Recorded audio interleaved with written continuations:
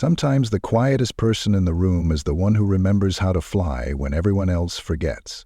When a transcontinental flight loses all power at 35,000 feet, panic erupts, and hope seems lost until a reserved passenger in row 19 is called to the cockpit. As desperate minutes tick by, hidden strengths and past secrets are revealed, turning fear into a test of courage for everyone on board. What will it take for a single act of bravery to change the fate of so many? Drop a comment telling us where you're tuning in from, and if stories of resilience move you, hit subscribe. Tomorrow's episode just might leave you speechless. Jasmine Barfield barely looked up when the man in the seat ahead of her started complaining again. She'd noticed him during boarding: pressed navy suit, too much cologne, the way he'd shot impatient glances at anyone not moving quickly enough for his liking. Now, as the wheels of the plane retracted with a familiar jolt, she let his voice blend into the dull thrum of the cabin. Jasmine didn't want to stand out. She never did.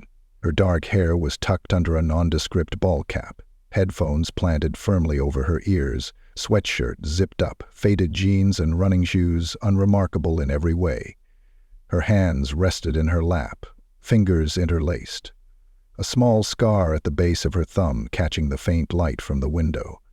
It was an old scar, and every time she saw it, she remembered who she was trying not to be. 2 rows ahead, Greg Watson jabbed at his phone screen, then at the touch screen on the seat back, grumbling about the Wi-Fi, the lack of legroom, the dried-out chicken from his last flight. His irritation radiated outward, little ripples of annoyance that seemed to infect those around him. Jasmine saw him in her periphery, saw the way his foot bounced, the way his jaw clenched when a flight attendant asked him to stow his bag properly. He didn't care that this was just another Wednesday for most of the people on board. For Greg, every moment was a contest, and he was losing. The rest of the plane was settling in. Row 19 was quiet except for the hum of engines, the rustle of magazines, a few scattered coughs and the murmur of a child.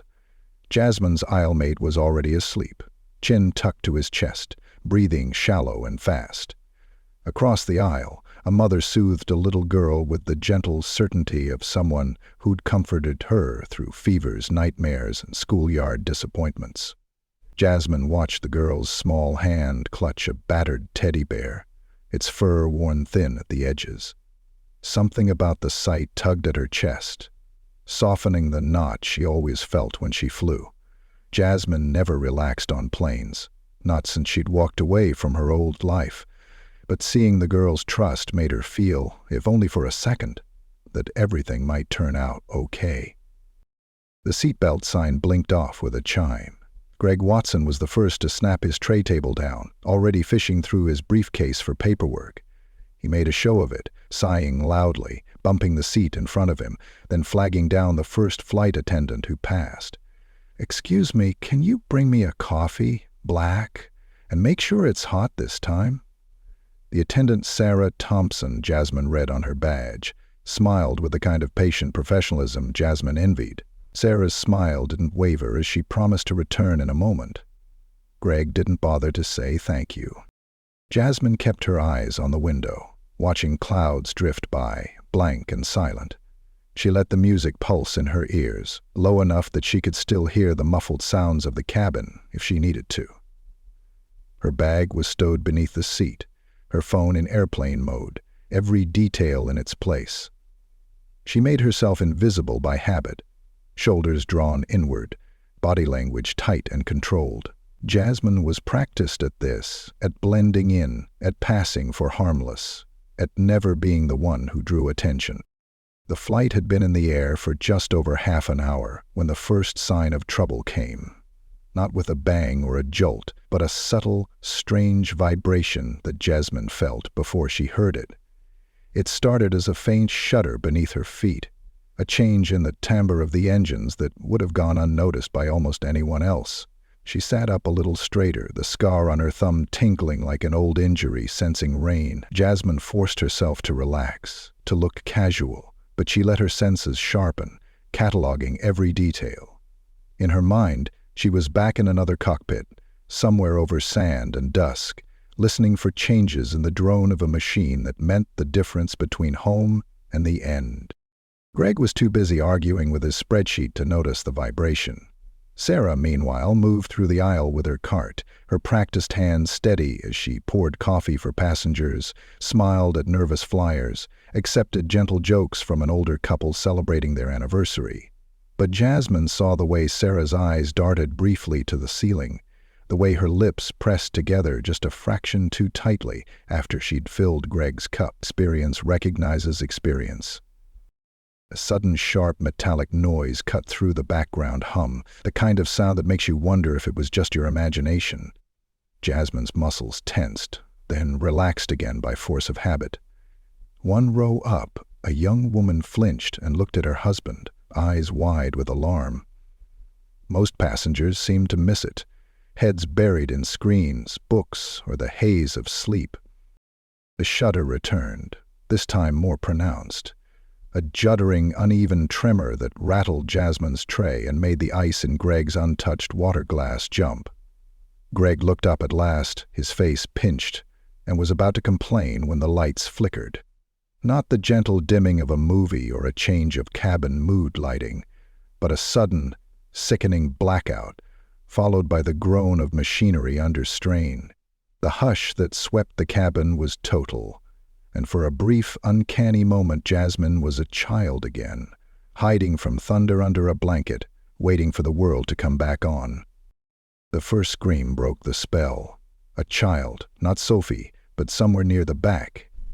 Sophie whimpered, her mother's arms wrapping tight around her, the teddy bear pressed to her chest like a lifeline. Greg's face flushed as he spun in his seat, demanding answers, but there was no one to give them. Jasmine saw Sarah conferring urgently with another attendant, her voice pitched low, her eyes darting toward the cockpit. Then came the jolt.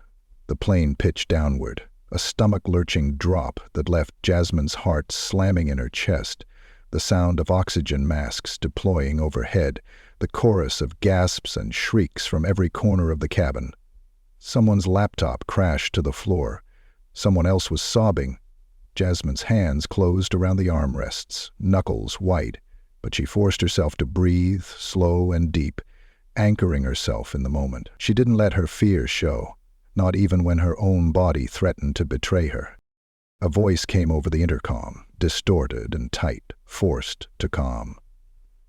"Ladies and gentlemen, this is your captain speaking. We are experiencing a systems issue. Please remain seated with your seatbelts fastened. The crew is trained for emergencies. We will keep you updated." The message was as much for the crew as for the passengers. Jasmine caught the glance Sarah shot toward her, quick, assessing, as if searching for an answer only certain people might give. Jasmine looked away, shrinking further into her seat, but her mind was racing, calculations unfolding in the background of her vision. She could feel the altitude dropping. Faster than standard descent, but not a free fall. There was still a chance, she thought. There's always a chance. Greg was out of his seat before anyone could stop him, barking at the attendants. "What's going on? Why aren't you telling us anything? This is unacceptable. I have rights, you know." Sarah blocked his path with a gentleness that brooked no argument. "Sir, please return to your seat and fasten your belt. We need everyone calm. We need you safe." He huffed and rolled his eyes but complied, shooting Jasmine a look as if it was her fault for not joining in his outrage. The engine sputtered, and for a moment the only sound was the wind outside. A hollow, unnatural quiet that reminded Jasmine of the silence that falls after a detonation, after the noise has sucked all the oxygen from the air. Her hands trembled once, briefly, then stilled. Her training was muscle memory, her self-control a shield. The crew moved with purpose, Sarah speaking in hushed tones into a handset, another attendant helping a man whose nose was bleeding from the sudden drop. Sophie was crying quietly now, her mother whispering reassurances, holding her so close Jasmine could see the pulse racing in the woman's neck. In every row, people clung to whatever comfort they could. Hands clasped, prayers muttered, eyes squeezed shut. Someone at the rear shouted for help, voice thin and terrified. Jasmine watched Sarah make her way toward the commotion, exchanging a look with the other attendants that said more than words. These were professionals, Jasmine thought. They'd been through drills, through panic, through days when nothing went as planned. But nothing in a drill could prepare you for the moment when all power is lost at 35,000 feet. Jasmine wanted desperately to stay hidden. Her whole life was built on not being noticed, on escaping the weight of what she'd once been, the expectations she could never quite meet. But as the seconds ticked by, as the cabin lights flickered weakly and the crew hustled to reassure, she could feel the tension building. Her secret was a living thing, pulsing in the shadows, waiting for someone to call her name. Greg pressed his call button 3 times, swearing under his breath. "This is ridiculous," he spat. "If they can't handle a little turbulence, maybe they should let someone else take over." Jasmine resisted the urge to laugh, a hollow, humorless sound. If only he knew how close he was to the truth. Another announcement, clipped and tense. "Flight attendants, please prepare the cabin for an emergency landing." Panic bloomed. The gravity of the situation finally dawned on the faces around Jasmine, on Greg's rigid posture, on Sophie's wide eyes, on the trembling hands of the man across the aisle. Jasmine closed her eyes, blocking out the chaos. She pictured herself at 17, first time in a cockpit, hands trembling for different reasons, an instructor's calm voice guiding her through every checklist. She'd sworn she'd left that life behind. But the skills, the instincts, they never left her. The plane kept dropping. Jasmine's heart thudded with every second. Greg was now frantically texting on his phone, searching for a signal that wouldn't come. Sophie was chanting something under her breath, a child's litany against disaster. Jasmine listened to the sound of her own breathing, steady, even, as if she could will calm into the cabin. Then, amid the chaos, a voice called her name. Not her first name, not the name on her ticket, but the name she hadn't heard in years, spoken with the certainty of someone who knew. "Ms. Barfield, row 19, Jasmine Barfield." It was Sarah, standing in the aisle, voice trembling but clear. "The captain needs your help." Jasmine's world shrank to a pinpoint. Every eye in the cabin turned toward her, some pleading, some incredulous, some angry. For a moment, she wanted nothing more than to disappear. But the part of her that was forged in fire, that had flown through the worst nights of her life, would not let her run. She stood. Jasmine could feel the press of 100 stares as she stepped out from her row. Her knees wanted to lock up, her hands prickled cold, but she moved as if carried forward by something outside herself, a force as old as survival, as familiar as dread. She didn't make eye contact. She couldn't, not with the businessman's glare boring into her, not with the mother clutching her child, not with the fearful faces whose hope seemed suddenly and inexplicably hooked to a stranger in row 19. Jasmine focused instead on the narrow strip of aisle carpet in front of her shoes, on the rhythm of her breathing, on the echo of her own name, Jasmine Barfield. She hadn't heard it spoken like that in years, not with recognition, not with the weight of expectation behind it. Sarah stood beside her now, a touch on Jasmine's arm, light as a moth's wing, but urgent enough to drive her forward. "Come with me," the attendant said, her voice trembling, yes, but full of a practiced steadiness that made Jasmine nod without thinking. She let herself be led, sidestepping an overturned coffee cup, ducking around Greg as he half rose, then subsided in a storm of muttered outrage. "You've got to be kidding me," he snapped, too loud, but nobody bothered to answer. His certainty was crumbling by the second. Jasmine almost pitied him. Almost. She felt the eyes on her back, some wide with hope, some narrowed with suspicion. She could imagine what they were thinking. Who is she? What makes her special? Why her and not the man in uniform or the sturdy woman with the first aid kit badge clipped to her purse? Jasmine let their doubt settle on her shoulders like a lead blanket, Let it press her down, tamping down the fear that wanted to claw up her throat. Her footsteps were steady, almost mechanical, as she moved past the anxious mother, past the whispered prayers and the pale faces pressed against windows that showed nothing but endless sky and the slow, unrelenting tilt of the earth below. At the cockpit door, Sarah hesitated, glancing at Jasmine as if for reassurance. Jasmine gave her a small nod, then watched as the attendant tapped in a code and pushed the door open. The space inside was close and dim, scattered with the harsh glow of warning lights and the muted, ragged voices of two men locked in tense conversation. The captain, Tom Richards, looked up as they entered, his face a mask of exhaustion and resolve, every line etched deep by years in the air. Beside him, the co-pilot, Jake Miller, Jasmine read on the badge, kept his hands on the controls, jaw clenched tight, sweat slicking his brow. Richards was the first to speak. "Barfield?" he asked, voice wary but relieved. He didn't wait for her reply before continuing. "I never thought I'd see the day, but we could use all the help we can get." Jake shot her a look, skeptical, maybe a little desperate, but said nothing. Jasmine felt the old muscles in her mind click into gear, the invisible helmet lowering into place, the world narrowing to what was essential: airspeed, altitude, horizon. It was a language she thought she'd forgotten, but it came back in an instant, as natural as drawing breath. She took in the chaos of the panel at a glance.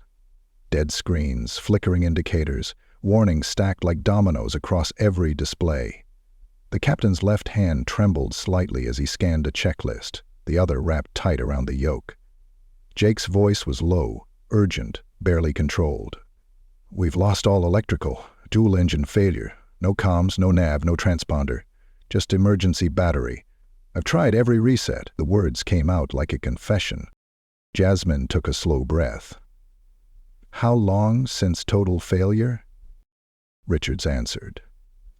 6 minutes, maybe 7 now. We're gliding, but the APU didn't kick in. Jasmine nodded. Her brain ran calculations, measuring glide ratio, descent rate, time to impact. Old instincts surfaced as clear as the sound of her mother's voice telling her she could do anything, so long as she kept her head. Jasmine had never believed it, but she'd learned how to act as if she did. A sudden wave of memory threatened to break her focus. She saw herself years ago, sitting at another set of controls, the world roaring outside, radio crackling with orders and prayers. Back then, she'd been Air Force captain, Barfield, a call sign instead of a name, a reputation instead of a life. She'd flown in sandstorms and monsoon squalls, had landed battered craft with engines failing, with wounded souls waiting in the belly of the plane. Had held steady when others faltered, but those days had come with a price. Jasmine had walked away when the weight of it all threatened to pull her under. She'd promised herself she was done with saving anyone but herself. Yet here she was, again at the edge, with lives hanging in the balance. Jake's voice broke her reverie. "There's a field, 30 miles out, due east, flat, might be long enough, but we can't see it. Clouds are too thick." Jasmine leaned in, eyes darting over the instruments. She spoke softly, almost to herself, but both men leaned in to hear. "We need to stabilize pitch and keep glide as clean as possible. Every knot matters. If the rat deploys—" "We tried it," Richards interrupted. "Didn't work. Manual override?" "Manual override," Jasmine agreed, already reaching for the panel. Her hands found the switches by touch, muscle memory guiding her through a maze of blinking lights and dead circuits. She talked through her actions, clear and concise, as she'd been trained to do. "Let's buy ourselves time. Bleed speed, not altitude. Every second up here is a second we aren't on the ground." As she worked, her mind kept flickering back to the people behind her, the passengers, the stories unfolding in miniature in every row. The mother and child, the panicked businessman, the couple clutching hands as if they were the only lifeline in the world. Jasmine wondered how many of them had already said their silent goodbyes, how many believed in miracles. How many were cursing fate for putting them on this particular flight? But Jasmine couldn't afford to think about their stories now. Couldn't dwell on the faces and names she might never know. She could only do the work. The captain followed her lead, his confidence growing as she made quick adjustments, her hands sure even as sweat beaded at her temples. Jake kept a running tally of altitude and speed, feeding her information as she asked for it, his earlier skepticism replaced by a wary respect. Together, the three of them became a single mind. A machine built for survival, every instinct tuned to the razor's edge between disaster and deliverance. Outside the cockpit, fear simmered just below the surface. The cabin had grown quieter, but it was the quiet of held breath, of people waiting for impact or rescue, unsure which would come first. Jasmine could almost feel their fear pressing in on the cockpit door, could hear the silent prayers and whispered bargains with the universe. She tried to push it aside, but memories kept creeping in. A friend lost in a training crash, a night spent circling a war-torn airfield, her own trembling hands refusing to obey. Jasmine remembered the feeling of being powerless, of wishing for someone, anyone, to take control. Now she was the one everyone was counting on. The radio hissed with static, then died again. Jake pounded the dash, frustration leaking into every movement. "We can't call for help. No one knows what's happening up here." Jasmine heard the quiver in his voice. She met his eyes for a second, steady and unflinching. "Then we don't wait for help. We do this ourselves." Minutes stretched. Jasmine's senses narrowed to the numbers on the altimeter, the angle of descent, the flicker of warning lights. Her mind became a vault, locking away everything but the task at hand. She was aware of the men beside her, their fear, their hope, but she let none of it shake her. She spoke little, letting her actions reassure them. Slowly the descent evened out, the trembling of the fuselage growing less violent, the shrieks from the cabin replaced by a wary, frightened silence. In the spaces between calculations, Jasmine's thoughts drifted to her father. A quiet man, a pilot, gone too soon. She remembered his advice, the stories he'd told her about flying blind, about trusting your training when all else fails. He'd never lived to see her wear the uniform, but Jasmine liked to think he would have been proud. She drew on that pride now, wrapping it around her like armor. The intercom crackled, Sarah's voice shaking but strong. "Ladies and gentlemen, we have a trained aviator assisting in the cockpit. Please remain calm and follow all crew instructions." Jasmine smiled despite herself. A quiet, almost private smile. She could picture Greg fuming in row 17, demanding to know what made her qualified. She wondered what he'd say if he knew about the medals in her closet, about the missions no one wrote stories about. But none of that mattered now. All that mattered was the work, the hands on the controls, the numbers in her head, the thin thread of hope stretching out before them. Jasmine leaned into the moment, letting the rest of the world fall away. Beneath her, the aircraft steadied, a subtle shift that rippled outward, bringing a measure of calm to the chaos. For the first time since the crisis began, Jasmine allowed herself a single, silent thought. Maybe, just maybe, they'd see daylight again. Back in the cabin, the atmosphere had shifted from panic to a hushed, uncertain dread. The passengers weren't sure whether to brace for the worst or to trust in the sudden, unexpected calm that had spread through the plane. Many clung to hope with white-knuckled hands, eyes fixed on the closed cockpit door, as if expecting it to swing open and deliver either salvation or doom. Mothers murmured reassurances they barely believed, and strangers gripped each other's arms like family. Some prayed, some wept quietly, some simply stared forward with the hollow, stunned look of people waiting for fate to reveal its hand. Greg Watson, however, refused to be quiet. He stabbed repeatedly at the call button above his seat, muttering curses with a frantic edge, craning his neck to spot a flight attendant. He hated the uncertainty, hated the idea that control had slipped from his hands, and most of all, He hated that the crew had turned to someone like Jasmine instead of him. In his mind, authority belonged to the loudest voice in the room, and it infuriated him that in this crisis nobody seemed to care about his status or his opinion. When Sarah finally appeared in the aisle, her calm composure unbroken by the chaos swirling around her, Greg nearly leapt out of his seat. "This is outrageous," he spat. "Who is she? Why are you letting some random passenger into the cockpit? Shouldn't you be calling for real help? We're not safe. My company's legal team is going to—" Sarah raised a hand, her expression as gentle as it was steely. "Sir, please, sit down. We're following emergency procedures. There is someone with the experience to help our crew." Greg scoffed, voice rising. "What, because she looks calm? Because she happened to be in the right seat? How do you know she's not making things worse? I've flown all over the world and I've never seen anything like this." Other passengers shifted uneasily, casting glances between Greg and Sarah, uncertainty flickering across their faces. Some seemed ready to join his protest, eager for any scapegoat or simple answer in a world suddenly stripped of both.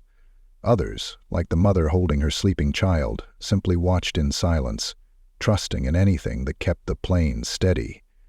But the tension in the cabin was mounting, a coiled spring of fear and resentment that could snap at the slightest provocation. Sarah's professionalism never wavered. "Sir, if you cannot remain calm, I'll have to ask you to return to your seat and fasten your belt for your own safety." She didn't blink, didn't let the noise shake her, didn't give in to the urge to shout back. She had dealt with far worse in the air. Disruptive passengers, medical emergencies, storms that made grown men weep. But something about this flight, about this moment, made her more determined than ever to keep order, to keep hope alive. Jasmine was only dimly aware of the turmoil in the cabin, her mind focused on the cockpit and the endless math of airspeed, pitch, and time. But through the thin wall she could still hear the muffled sounds, the angry voices, the frightened ones, the rustle of people bracing for a crash that might never come. She wondered briefly if her presence was making things worse, if she should have stayed in her seat and let fate run its course. But then she looked at the dials and felt the plane steady, felt the captain's trust, and she knew there was no turning back. Inside the cockpit, Captain Richards kept one eye on the horizon and one on Jasmine. He was old enough to have seen disasters averted by the narrowest margin, and young enough at heart to recognize when someone truly knew what they were doing. He gave Jasmine room to work, following her lead as she adjusted the trim, toggled emergency switches, and worked through every backup procedure she could recall. Jake, the co-pilot, was less convinced but had begun to yield to her quiet authority. He called out numbers, checked instruments, and ran through the options with a growing sense of awe. They had less than 20 minutes before gravity would make any further debate pointless. Jasmine knew this, felt it in every nerve. Every movement mattered. She worked in silence for long minutes, sweat running down her back, jaw clenched tight. The possibility of failure stalked her like a shadow, whispering every doubt she'd ever had. But each time she faltered, she found herself thinking of the faces in the cabin. The little girl and her mother, the exhausted businessman who'd tried to sleep through the crisis, the elderly woman who'd smiled at her in the boarding line. They were depending on her, even if they didn't know it. Even if they doubted her. She forced herself to speak, her voice soft but unwavering.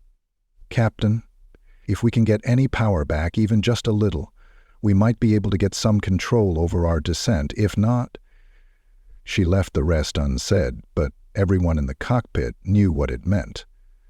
Without power, without guidance, they would fall out of the sky and into the Earth's indifferent embrace. Richards nodded grimly. "Try anything you need. We're not done yet." Jasmine's hands moved quickly, bypassing circuits, attempting the old tricks she'd learned in training and in battle. She spoke each step aloud, more for her own reassurance than for the benefit of the others. Manual reset on the left bus, cycling power to critical systems, rats still not deploying, Damn. Come on, come on. She glanced at Jake, who was watching her every move now, skepticism giving way to nervous anticipation.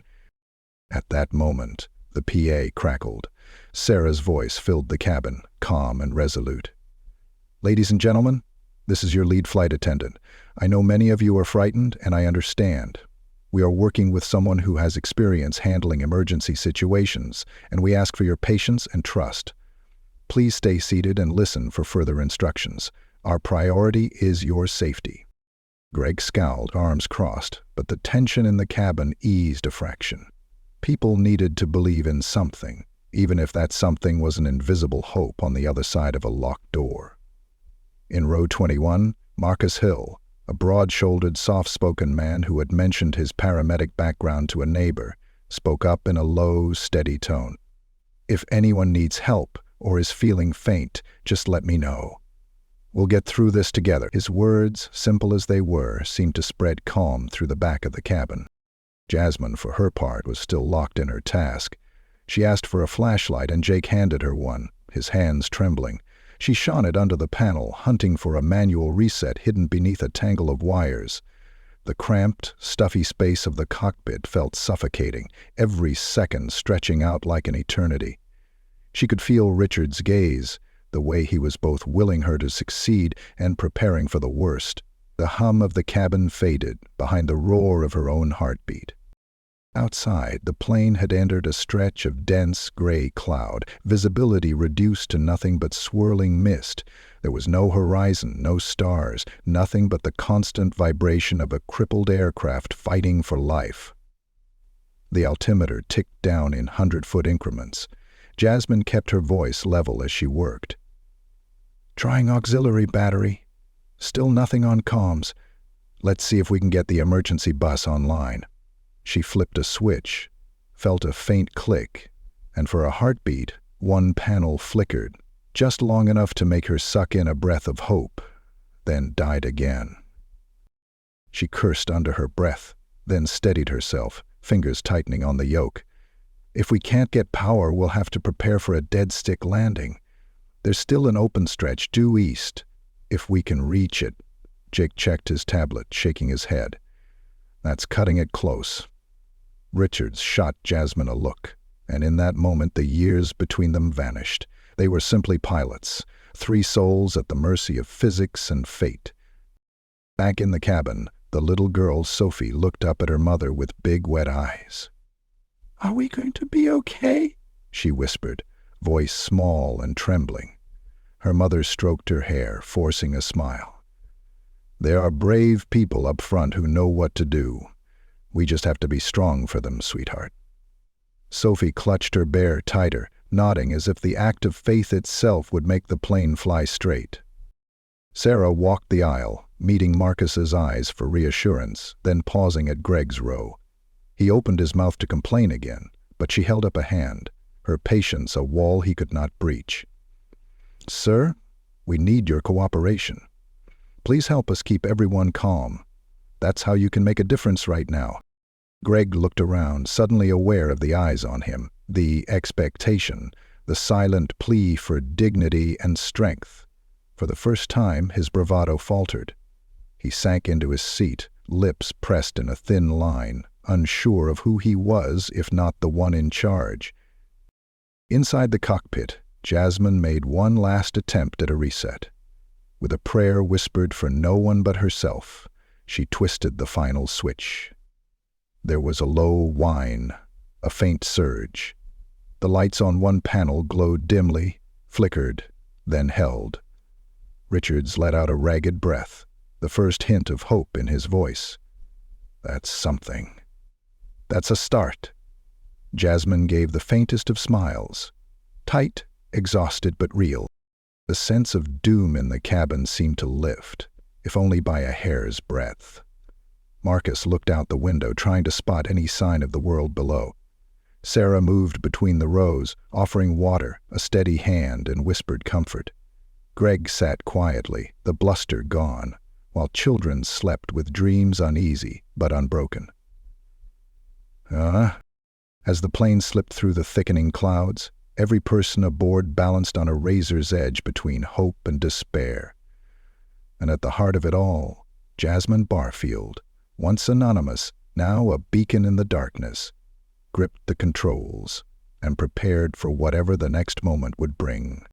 Jasmine could feel the sweat prickling at her scalp beneath her cap, every instinct on high alert as she worked in the cockpit's cramped heat. The world outside was a colorless blur. The cockpit windows were filled with churning cloud, everything below shrouded in thick gray. The sunlight above now just a memory.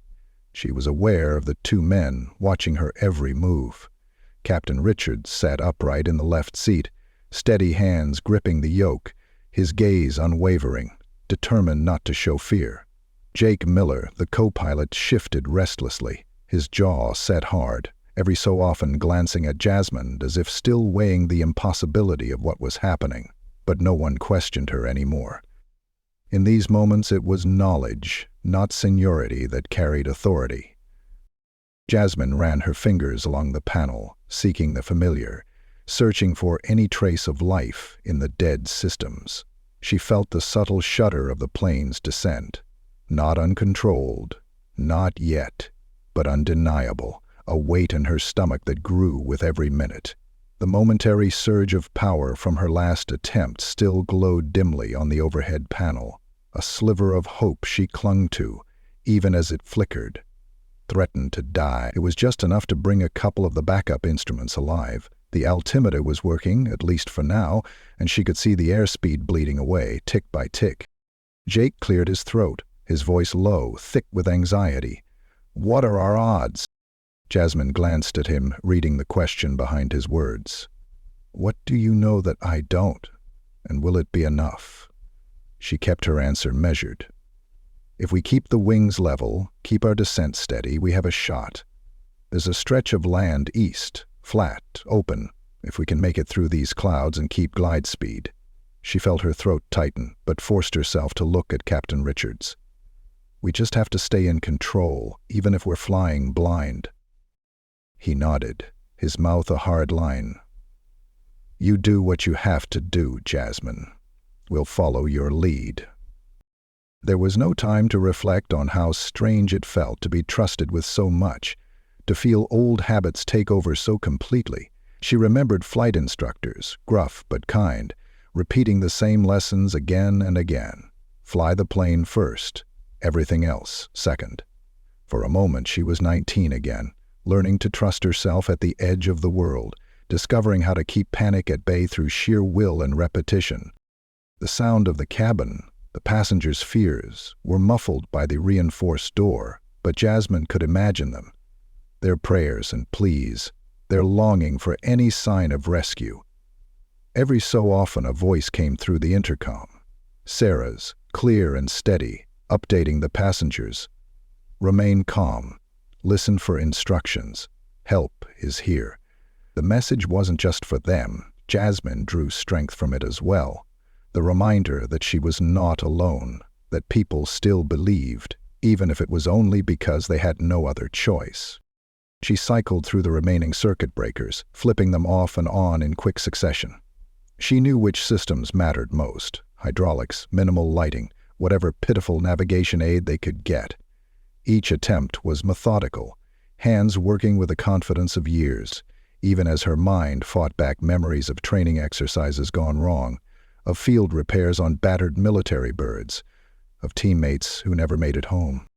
A faint whine from the right side of the cockpit caught her attention. The electric trim had briefly stuttered, a sign that there was a trickle of battery power left somewhere in the system. She exchanged a glance with Jake, who nodded and grabbed the emergency checklist, flipping pages with trembling fingers. Jasmine checked the trim tab by feel. If we can get our nose up, we might buy ourselves a little more altitude, maybe more glide. Jake's knuckles were white around the checklist. If the batteries drain, we keep flying, Jasmine said softly. We don't stop. We use what's left. She found herself thinking of the little girl in the cabin, of Sarah's unwavering voice, of the old man she'd seen boarding alone, shuffling down the aisle with a dignity no disaster could take.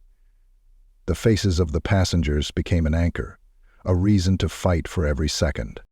She focused on the backup attitude indicator, holding her breath as the faint light pulsed.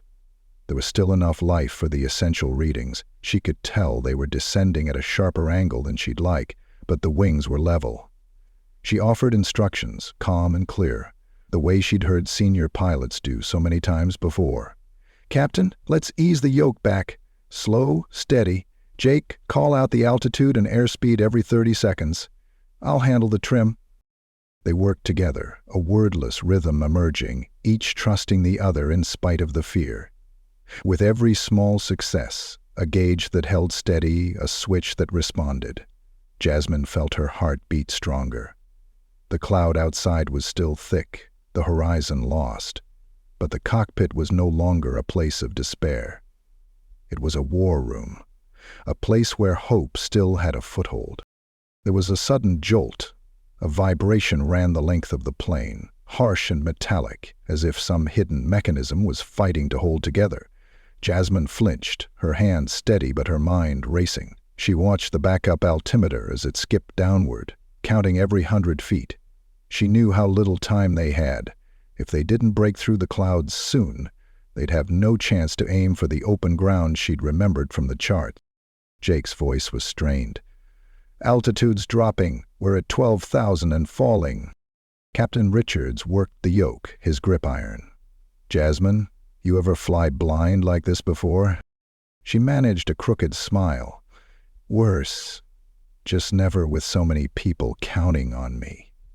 For a heartbeat, Richards grinned too, a glimmer of the old bravado she imagined he'd used to keep rookies calm for years. The radio sputtered once. Static, a fragment of a voice from the ground.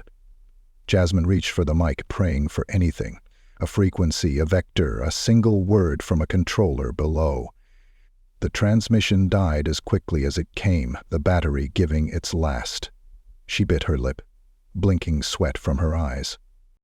She looked down at her hands, at the scar on her thumb, at the hands of a pilot who had carried too much, lost too much, and yet was still here. Jasmine realized she wasn't just flying the plane, she was fighting to become herself again. Not the woman hiding in row 19, but the one who had once led, had once made the impossible possible. She was tired of hiding, tired of being afraid. Jake's voice brought her back. "Airspeed's low, 160 and falling." Jasmine adjusted the trim, coaxing every bit of glide she could from the wounded plane. "We're going to break through soon. We'll need eyes on that field. Captain, as soon as we're clear, take the right. I'll scan left." They waited, tension thick in the air. The plane shuddered, wings straining as Jasmine fought to keep them level. She could hear the creaks and groans of metal, the language of a machine pushed to its limit. Suddenly the clouds broke. The world below emerged, green fields dappled with sunlight, a ribbon of two-lane road, a scatter of trees. Not perfect, but flat, and maybe long enough. Jasmine's voice was steady, hopeful. "There, at 2 o'clock, open field, just past the river. I think we can make it." Richards leaned forward, eyes sharp. "I see it, turning right." The yoke responded, the plane banking in a slow, controlled arc. Jasmine scanned left. No power lines, no houses, just grass and the shimmer of hope. "Let's set up for approach," Jasmine said. "We'll need to bleed speed, keep it shallow. Flaps, manual if we have to." Jake nodded, hands flying over the controls. Richards guided the plane, his movements fluid, practiced, every doubt burned away in the clarity of the task. Jasmine caught a glimpse of herself in the cockpit glass. A woman with tired eyes, grit in her voice, and the fire of purpose rekindled. She thought of her father's voice, the laughter of old friends, the ghosts of every flight that came before. She wasn't invisible anymore. Below, the field grew larger, details emerging. A small pond at one end, fence lines, and beyond them, safety. Jasmine felt tears sting her eyes, but she blinked them away. "We're almost there. Get ready."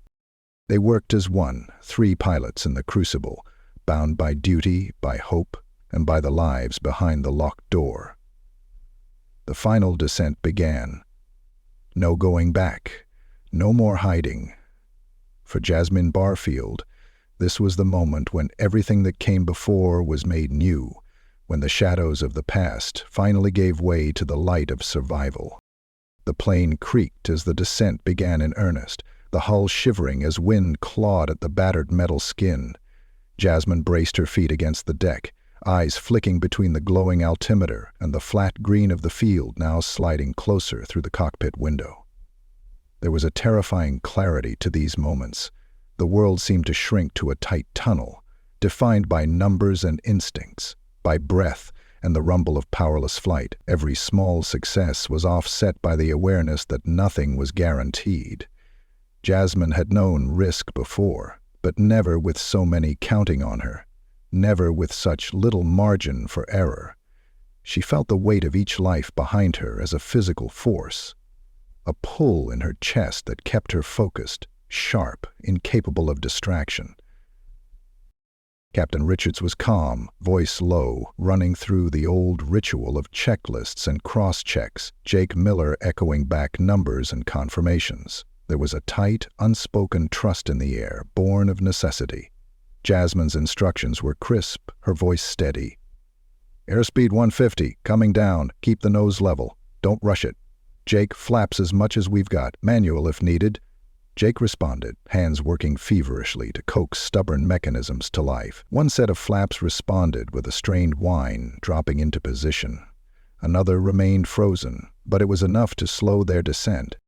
Below, the field expanded, green and ragged at the edges, flecked with the pale gold of wild grass. There was no tarmac, no runway lights, just open country and hope. Jasmine drew a slow, careful breath, listening to the plane, feeling its shudders as if they were her own. She imagined the passengers behind the door, strangers only hours ago, now inextricably connected to her fate. The mother and her child, the anxious businessman, Marcus the paramedic, already steadying the fearful, speaking soft words of courage. Jasmine did not let herself look back, but she carried them with her, every one. In the cabin, tension thrummed like an electric current. Sarah moved up the aisle, voice a balm over frayed nerves, her calm undiminished. "Brace for landing," she said, as much to herself as to them. "Heads down, stay buckled, trust the crew." She paused at Greg's row. He looked up at her, eyes bright and uncertain. "What do we do?" he managed, voice stripped of bluster. Sarah put her hand on his shoulder. "We hold on," she said simply, "and we trust the ones who stepped forward when it mattered." That was all she could offer. Greg nodded, swallowing hard, for once without argument. Jasmine's mind cycled through the old training. Check your pitch, feel the glide, never fight the plane. She remembered long ago landings in hostile places, battered aircraft and desperate hope. But this was different. No rescue waiting, no familiar faces at the end, just earth and sky and the engine's fading memory. Jake's voice cut through her reverie. "Altitude 2,000 and falling fast." Captain Richards pressed the yoke gently, coaxing a little more lift from the dead air. "We'll be over the field in 2 minutes. If we miss..." He left it unsaid. If they missed, there was nothing but trees and water and the sharp, uncaring ground. Jasmine scanned the panel, sweat stinging her eyes, the sticky tang of adrenaline heavy in her mouth. "We'll make it," she said, willing it to be true. "Just keep her lined up." She adjusted the trim, easing the nose up a fraction, every movement deliberate, nothing wasted. Outside, the clouds were thinning, blue sky peeking through in torn shreds. The sun broke through just as the field spread out before them, a battered patchwork of grass and weeds, just wide enough maybe to cradle them. Jasmine's heart hammered in her chest, but her hands were steady, her breathing measured. She could see the line of a fence, a cluster of startled cows scattering at the edge, the silver gleam of a distant pond. She did the math again, her mind a whirl of calculation and memory. In the cabin, the hush was absolute. People clung to each other, eyes squeezed shut, breaths caught between hope and surrender. Marcus murmured encouragement to a woman who was weeping, voice calm and unwavering. Sophie, the little girl, buried her face in her mother's sweater, clutching her bear with all her might. Sarah moved back to her jump seat, her gaze lingering on each face, a silent benediction. The cockpit was a cocoon of focus. Jasmine watched the field loom closer, felt the plane's reluctance to descend any faster. They were gliding, not falling, but there was little time for error. 1 minute out, she said, voice crisp, commanding. Final checks. Gear down if we've got it. If not, we slide. Jake reached for the gear handle, forced it down. The indicators stayed dark, but there was a shudder, a whine, the feeling of something heavy moving into place. It's down, he breathed. I think it's down. Jasmine's pulse quickened. She checked the angle, the alignment. Keep it straight. If we drift, we lose the field. Richards on my mark. Flare her out. Soft as you can. Jake, stand by on spoilers. She was in command now, the center of the storm, her old self burning bright beneath the surface. The field grew enormous, filling the windscreen, the grass, a living ocean. There was no turning back. Jasmine let the last of her fear bleed away, leaving only the cold fire of purpose. She could hear the shouts in the cabin, the gasps, the prayers, but she let them pass through her. In this moment, she was only a pilot, and this was only a landing. Now, she said, and Richards eased the yoke back. The nose lifted, the main wheels searching for earth. There was a heavy silence, the world holding its breath. Then the impact, harder than she wanted, but straight, the wheels biting into grass, the fuselage shuddering as the field rushed past in a blur. Jasmine felt the muscles in her arms scream as she fought to keep them aligned. Jake deployed the spoilers, the flaps working just enough to slow them. Dust and green exploded around them, a wash of sound and vibration. The plane bounced, slammed back down, skidded sideways for a terrifying moment. Then Jasmine caught it, wrenched the yoke, brought them level. They roared across the field, the tail dragging, the whole world reduced to the howl of metal and the thump of tires over earth. For an instant, it seemed they would never stop. Then, with a final bone-rattling jolt, the plane slowed, slid, and came to rest in a shower of grass and dust. There was silence. Utter, perfect silence, as if the world had forgotten how to breathe. Then, slowly, a cheer began. It started at the back, a single voice, then another, then a wave of sound that rolled through the cabin, relief and gratitude and awe mingling in every shout. Jasmine sat frozen, hands locked on the yoke, her chest heaving. Richards let out a laugh, strangled but joyous. Jake slumped forward, forehead on the panel, tears in his eyes. Jasmine let go, finally, and looked up. The sky was blue above, the world impossibly bright. She had done it. They had done it. There were lives behind that door, lives that would go on. For the first time in years, Jasmine let herself believe, not just in survival, but in hope, in second chances. Sarah's voice came over the intercom, trembling but triumphant. "We're down, we're safe. Please remain seated until the crew instructs you to leave." The passengers cheered again, some weeping openly, others laughing in stunned disbelief.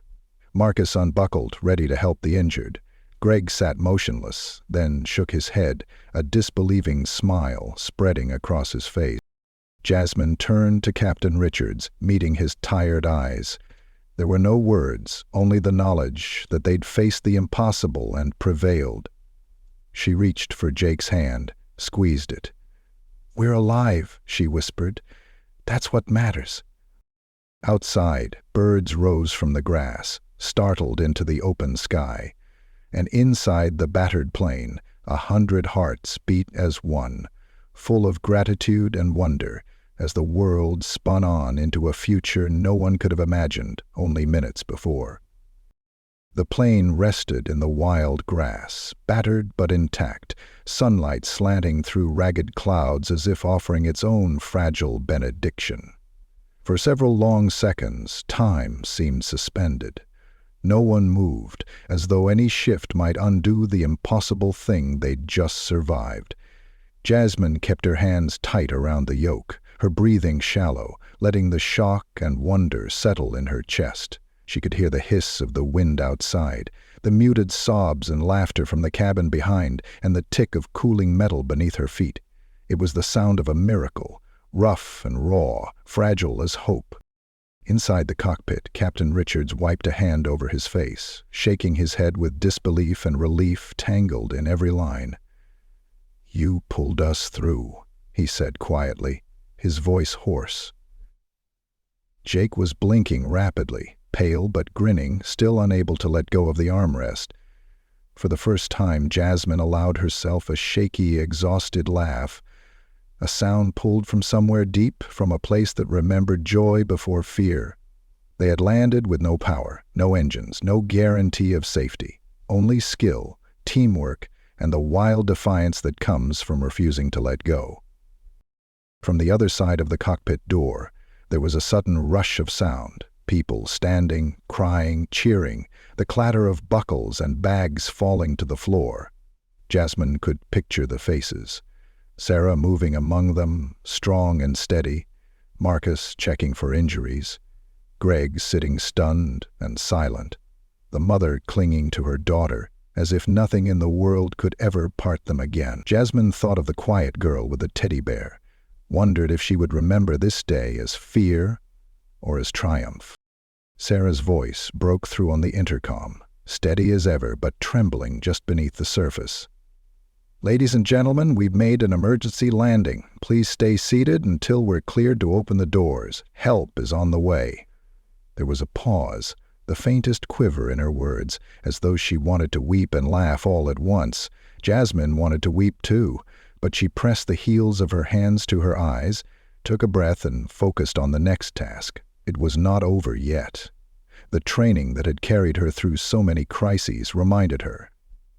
Don't relax until everyone is safe. Jake fumbled with the checklist, trying to bring order to chaos. "We should shut down the fuel lines, disconnect the batteries, check for fire." He moved on automatic, but Jasmine was grateful for it. Structure was a mercy now. Richards ran through the shutdown, his hands sure even as his body trembled. Jasmine checked the external cameras. Some still flickered on backup power. She saw only grass and sky, a horizon unbroken by buildings or roads. They were alone, but safe. The air crackled with the thrill of survival and the first stirrings of responsibility. She keyed the emergency radio, hoping for a miracle. The line sputtered, then a distant, garbled voice emerged, barely audible, but there. "Flight 233, do you read? Unscheduled landing, coordinates." Jasmine nearly wept with relief as she called back, her voice clearer than she felt.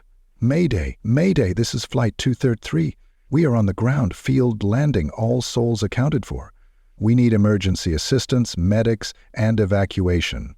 The voice on the other end confirmed, promising help as soon as possible. Rescue was coming. The weight of leadership pressed on her again, but this time it was not fear, it was the responsibility to see it through to the end. Sarah unlocked the cockpit door, and the world of the cabin crashed in.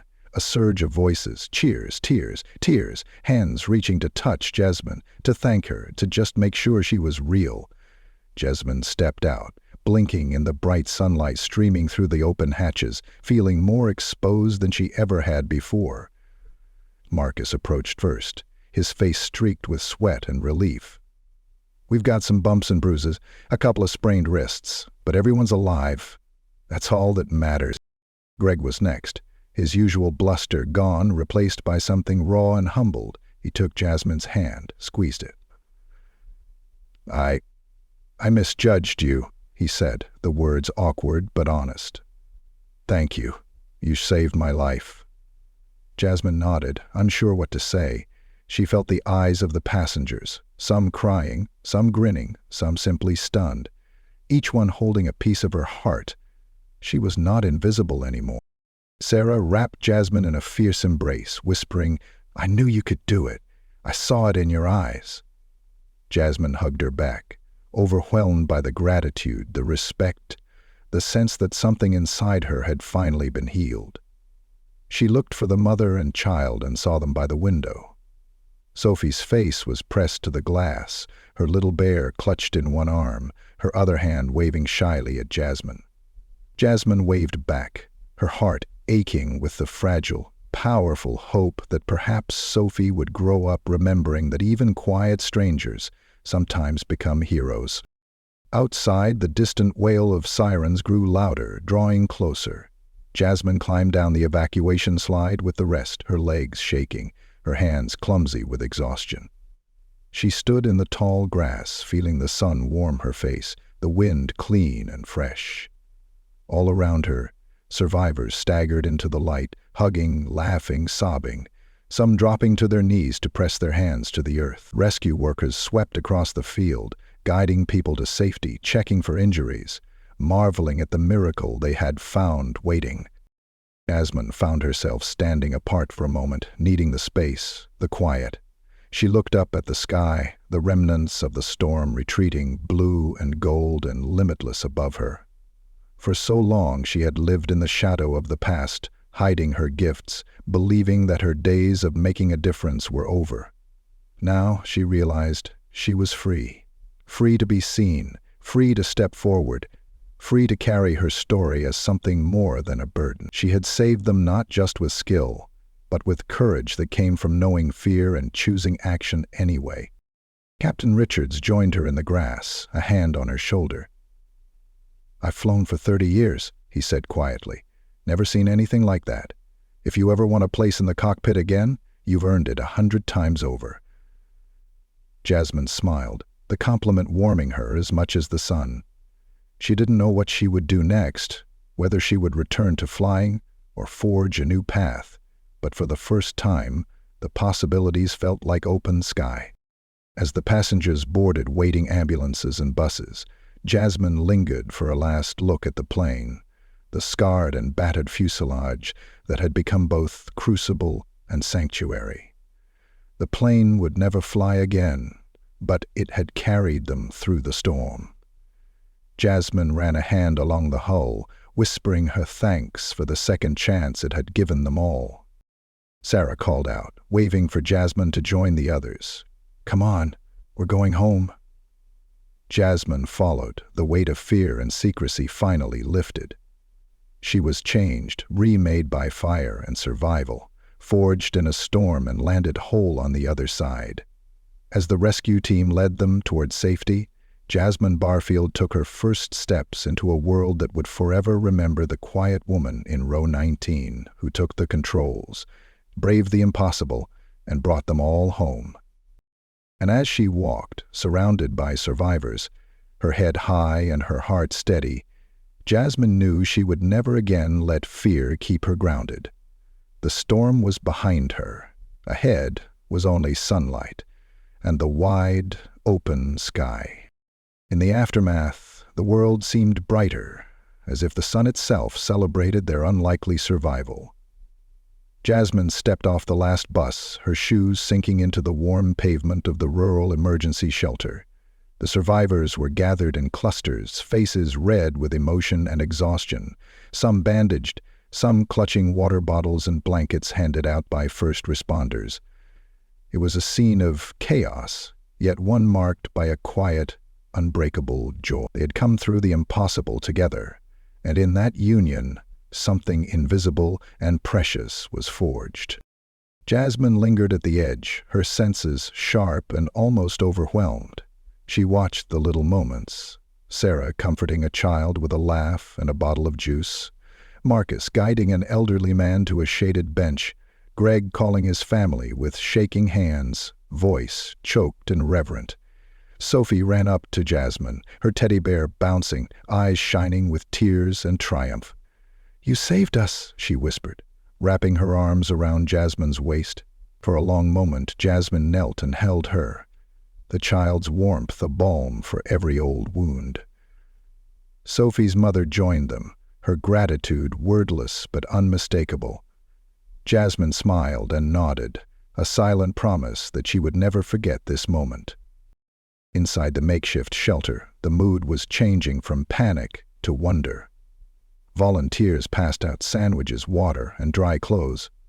A news camera arrived, its red light blinking, but Jasmine stepped back, letting the crew focus on the stories unfolding all around her. She was not looking for recognition. She was simply grateful to have given back some of what life had given her. Sarah found her sitting quietly at the edge of the crowd, her hands curled around a paper cup of coffee. "You know, people will be talking about this day for years," Sarah said, dropping down beside her. She squeezed Jasmine's hand, her eyes shining. "You're a hero, Jasmine. Everyone knows it, but I hope you know it too." Jasmine shook her head, smiling. "I was just one of many who stepped up. None of us could have done it alone." Sarah grinned. "Maybe, but you showed us what courage really looks like." As the hours passed, Jasmine watched the reunion of families, the stream of emergency personnel, the warmth of strangers coming together. The world felt softer, less harsh than she remembered. Greg came over, looking sheepish and nervous, but there was a gentleness in his voice that hadn't been there before. "I just wanted to say I was wrong," he began, words tumbling out. "About everything, about you. If there's anything I can do, ever, you let me know." Jasmine nodded, accepting the apology with a simple, "Just pay it forward, Greg. That's all anyone can do." A hush fell over the shelter as officials entered. A county sheriff, white hat in his hands, addressed the crowd. "We're proud to welcome you all home," he said, voice warm and booming. "We've arranged buses to take you to your next destination, or to hotels until your loved ones can come for you. We've got food, medical care, and help with whatever you need. Today, we witnessed something special. You took care of each other, and a young woman helped save you all. Let's give her a round of applause." Jasmine blushed as the crowd cheered, but Sarah pulled her to her feet, insisting she accept their thanks. She looked out at the sea of faces, humbled and overwhelmed by the magnitude of what they had survived together. Porters circled, and someone handed Jasmine a phone. An old friend from her Air Force days had seen the news, heard her name, and called to say, "I knew you'd be the one to keep your head. Proud of you, Jazz." Tears pricked Jasmine's eyes. The part of her she thought she'd left behind was not a ghost after all. It was her foundation, her gift, her calling. She stood taller, unafraid to own the story that had once felt like a burden. After the press faded and the crowd thinned, Jasmine stepped outside. The late afternoon sun made the grass shimmer, the air full of the gentle hum of insects and laughter. She found Captain Richards and Jake sitting on the curb, sharing a quiet moment with cups of lemonade.